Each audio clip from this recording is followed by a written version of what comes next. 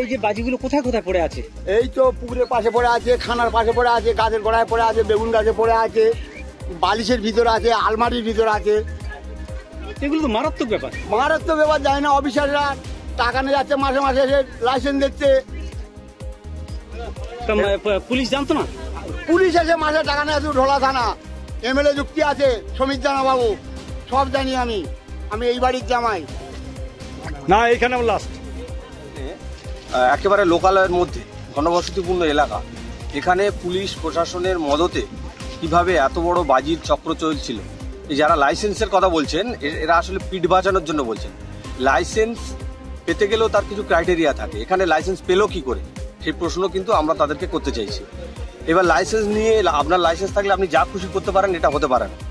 তো সেখানে এখনো পর্যন্ত এলাকার মানুষ যে আতঙ্কিত, এটাই আমাদের সবচেয়ে চিন্তার কারণ। এখনো বোমা ছড়িয়ে রয়েছে, বোমার মাল মশলা যত্রতত্র পাওয়া যাচ্ছে, এবং এলাকার মানুষ তারা ভাবতে পারছে না যে পরে আবার কি হবে। তো এলাকার মানুষের আতঙ্ক দূর করা এবং যারা নিহত হয়েছেন তাদের পরিবারের পাশে দাঁড়ানো, এটাই আমাদের টার্গেট। এবং তার সাথে সাথে যে পশ্চিমবঙ্গ, যে গোটা পশ্চিমবঙ্গ বারুদের স্তূপে আছে, এটা আমরা অন্য জেলায় দেখতে পাচ্ছিলাম, সেটা আমাদের দক্ষিণ 24 পরগনা, আমাদের মথুরাপুর, আমাদের পাথর প্রতিমা, যেখানে গ্রামের মানুষ শান্তিতে বসবাস করতে চায়, শান্তিপ্রিয় মানুষ, তারাও সেখানে থাকতে পারছে না, শুধুমাত্র অবৈধ ব্যবসা, সিন্ডিকেট এবং পুলিশের তোলাবাজির কারণে। এই গ্যাস সিলিন্ডার এর ভিতরে ছিল, গ্যাস সিলিন্ডার যে কোনো মুহূর্তে বাস্ট হয়েছে, এবং গ্যাস সিলিন্ডার বাস্ট হওয়ার সাথে সাথে এধারে যে ঘরটা ভাঙার যেভাবে উড়ে গেছে, সেটা কিন্তু আপনি বোমের এতে উড়ে গেছে বলে আমি মনে করছি না। তবে ওনারা একটা কথা বললেন, আমার অন্যান্য সাংবাদিক বন্ধুরা, যে বেশ কিছু জায়গা দূরে একটা এতে বস্তার ভিতরে বেশ কিছু বোম রয়েছে, সেটা এখনো নিষ্ক্রিয় করা হয়নি। সেটা এখনো দেখাও যায়নি, ওনারা সময় পাননি, ওরা দেখছেন। যেহেতু ডেড বডিগুলোকে থানাতে নিয়ে যেতে হয়েছে, পোস্টমর্টমে নিয়ে যেতে হয়েছে, অতএব এই জায়গাটা যে ঘটনা ঘটেছে যাতে এইভাবে নতুন করে না ঘটনা ঘটে, কারণ এটা অত্যন্ত বেদনাদায়ক।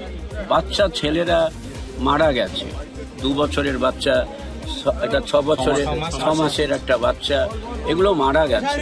এটা 4 জন বাচ্চা মারা গেছে। আপনার হিসেবে টোটাল কতজন এখনো মারা গেছে? 8 জন।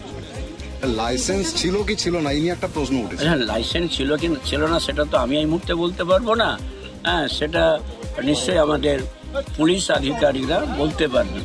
আমি অ্যাডিশনাল এসপির সাথে কথা বলবো, প্রয়োজন হলে এসপি সাহেবের সাথে কথা বলবো, যাতে বৈধ লাইসেন্স নিয়ে যারাই আতশবাজির দোকান করুক বা আতশবাজির টুপড়ি থেকে শুরু করে, যা চকলেট বোম থেকে শুরু করে যেগুলো তারা তৈরি করে, কিন্তু আমাদের সাংবাদিক বন্ধুরা বলছেন যে না, এখানে নাকি বোম তৈরি হতো।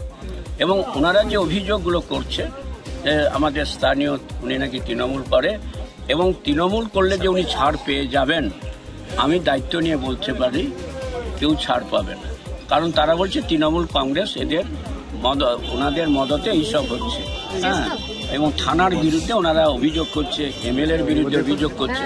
এর বাস্তব কতটা, বিশেষ করে সমীর জানার বিরুদ্ধে যে কথা বলছে, আমি বিশ্বাস করতে পারছি না।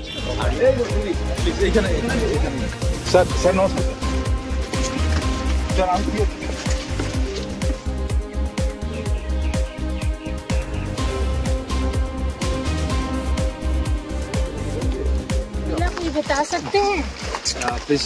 স্যাম্পল কালেক্ট করা হয়েছে, আর কিছু বলা যাবে না, এটা ল্যাবরেটরিতে এক্সামিনেশন না হয়। কি নমুনা সংগ্রহ করলেন এখান থেকে? আমরা বেশ কিছু ক্লু ম্যাটেরিয়ালস এখান থেকে কালেক্ট করেছি, এটা ল্যাবরেটরিতে পাঠানো হবে এক্সামিনেশনের জন্য, তারপরেই বলা সম্ভব হবে কি ধরনের ম্যাটেরিয়াল। আপনার নাম স্যার? क्या क्या चीज मिला है सर यहाँ पर? रोड थोड़ा सा खराब है सर, रास्ता We have collected the clue materials from the spot. It will be sent to the forensic science laboratory for examination. You have to wait till the results come from the laboratory. Sir, no, sir.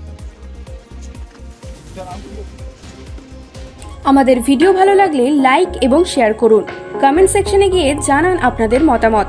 আরও video পেতে আমাদের channel subscribe করুন এবং প্রতি মুহূর্তে খবরের update পেতে press করুন বেল আইকন।